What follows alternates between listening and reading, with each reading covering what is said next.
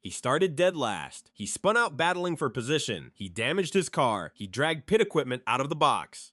He picked up 2 penalties back-to-back in a matter of seconds. And when it was all over, he was 35th 6 laps down in a 38-car field. By every measurable standard, Saturday night at Nashville Superspeedway was a disaster.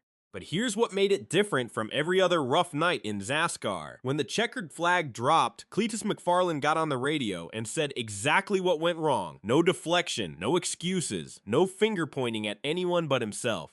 And the things he admitted told you more about where this story is actually going than any finish position ever could.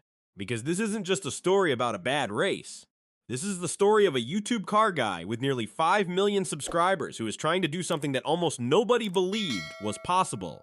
Climb the NASCAR ladder from scratch, in public, with millions of people watching every mistake he makes, all in pursuit of one singular goal, the Daytona 500. And after Nashville, the brutal truth is finally on the table. Garrett Mitchell, better known as Cleetus McFarland, is 31 years old, originally from Omaha, Nebraska. He built one of the most loyal automotive audiences on the internet by doing things with cars that most people only dream about. His YouTube channel covers everything from high-powered drag racing to demolition derbies to full-scale car events at the Freedom Factory, a real racetrack he owns and operates in Bradenton, Florida.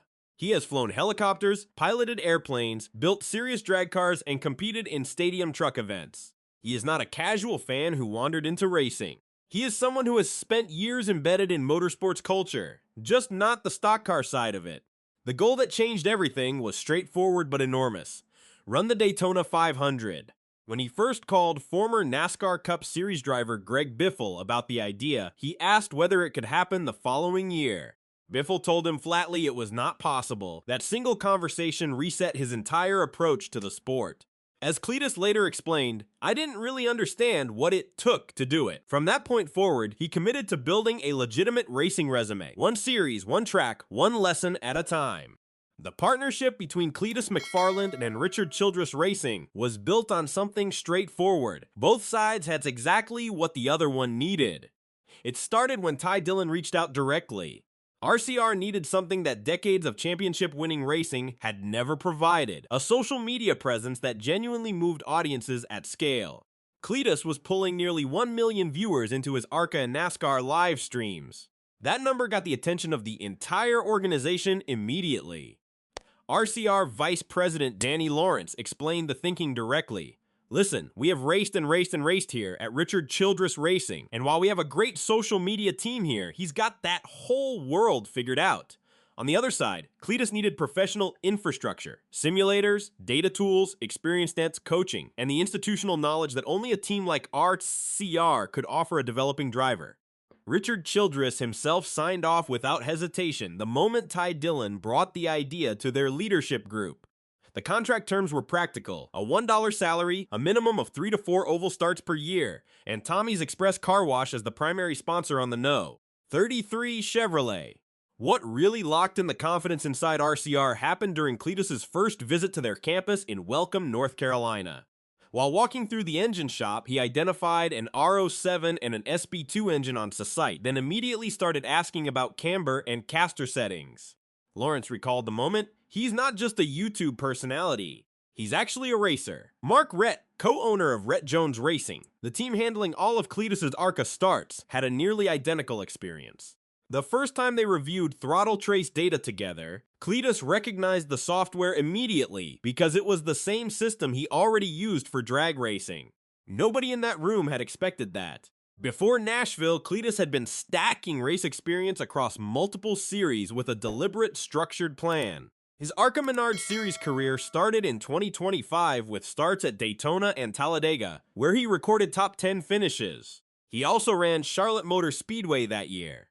Then in February 2026, he made his NASCAR Craftsman Truck Series debut at Daytona International Speedway, qualified 12th, which was genuinely encouraging.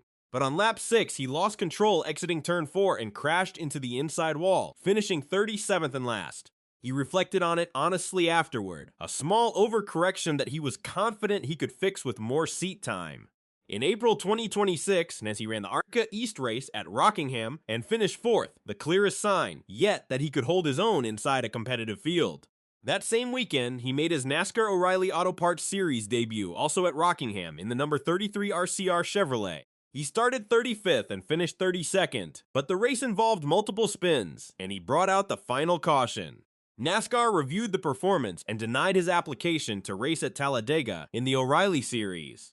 NASCAR F. John Probst confirmed the decision publicly. He is approved right now for O'Reilly Series short tracks.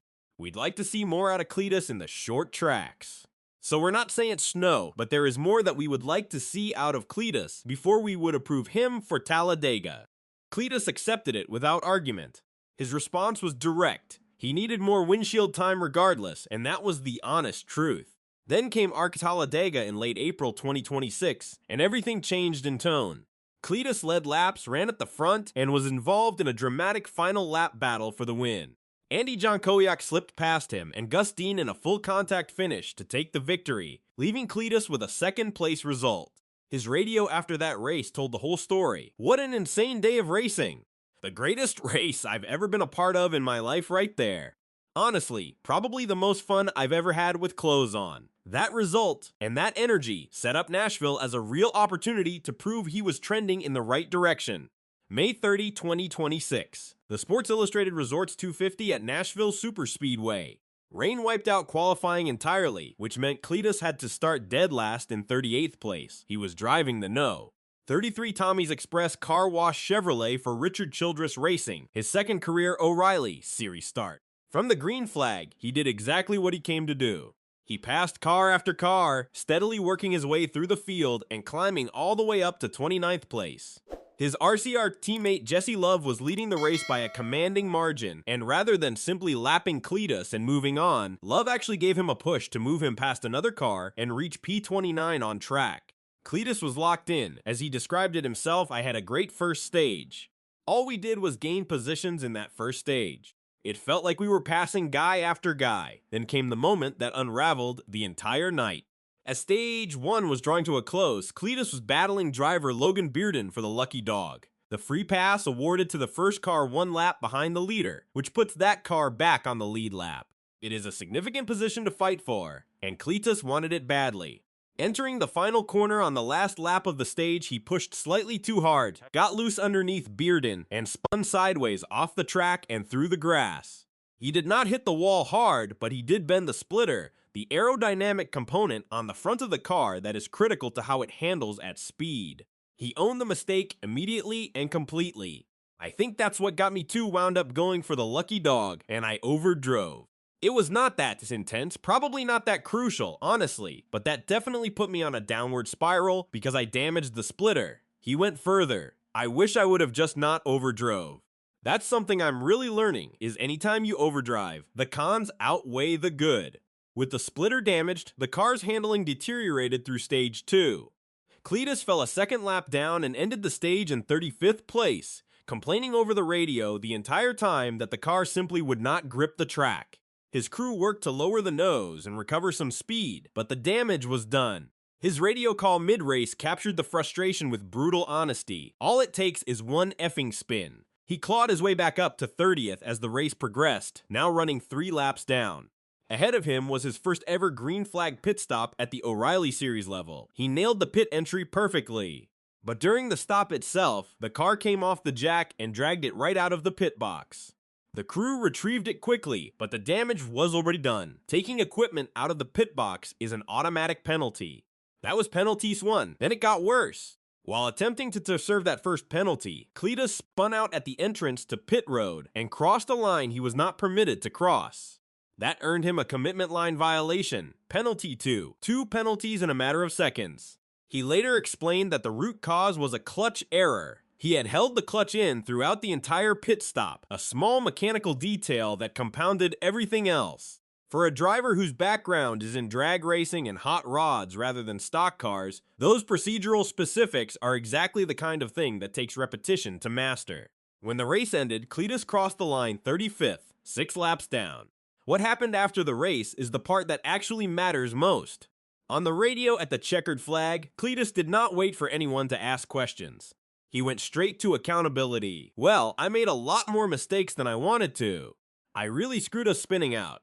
I wasn't expecting him to suck the air off my car so bad, and I lost it. His crew responded by praising him, specifically calling out how much he had improved at passing other cars throughout the race. His response reflected where his head was. Thank you guys, I apologize for the mistakes. I'm learning so much, and I know it's at the mercy of your guys' hard work. And to the fans who had been watching through his in-car camera all night, he made one thing clear. I ain't gonna give up. I'm gonna figure this out. After Cleetus parked the car, Dale Earnhardt Jr., a NASCAR Hall of Famer and the owner of JR Motorsports, whose driver Justin Allgaier had just won the race, walked over to the window. Dale Jr.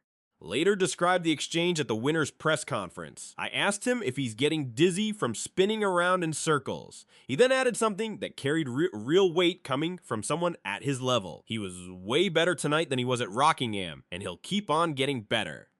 Dale Jr. also noted that in private conversations, away from the cameras, Cleetus has been clear about his intentions. He truly just wants to come in here, and he doesn't want to be the story for all the wrong reasons. He wants to come in, run his race, learn, get out of here without ruffling any feathers. When Cleetus spoke to reporters after the race, he was still smiling. He asked them directly, I think it went better. What do you guys think? Then he added, I think the on-track part went a lot better besides my one spin. Pit road, however, I learned a lot, and the learning isn't slowing down. He also reflected on the larger pattern that the night had exposed, putting it more clearly than most veteran drivers would. In this sport, your own problems compound badly. Obviously, other people can cause you problems, and no one caused me any problems, and I don't think I caused anyone problems. One small mistake feeds the next. The splitter damage made the car harder to drive. The harder car made the pit stop more stressful. The pit stop stress led to the clutch error. The clutch error led to 2 penalties. That is how a single spin in turn 4 turns into a 6-lap deficit by the checkered flag. Cleetus McFarland's next race arrives fast. On June 6, he returns to the NASCAR Craftsman Truck Series at Michigan International Speedway, driving the No. 4 Nice Motorsports Chevrolet Silverado. Michigan is a high-speed 2-mile oval, the biggest non-superspeedway track he has ever competed on. He also has a Talladega date scheduled with Nice Motorsports in October. In the O'Reilly series, he is still awaiting approval to race at superspeedway tracks. More ARCA starts are planned. And he has purchased a Pro Late model from Port City Race Cars, the shop connected to Rhett Jones Racing, specifically to build more short-track racecraft. The development plan is real, it is structured, and it is moving forward on multiple fronts simultaneously. After Nashville, Cleetus McFarland summed up what this entire journey is actually built on. I've got a lot to learn, guys, as. That sentence, from someone racing at the second highest level of stock car racing in the country, is either the most alarming thing a driver can say, or the most encouraging. Given everything else he has shown, it sounds a lot more like the latter,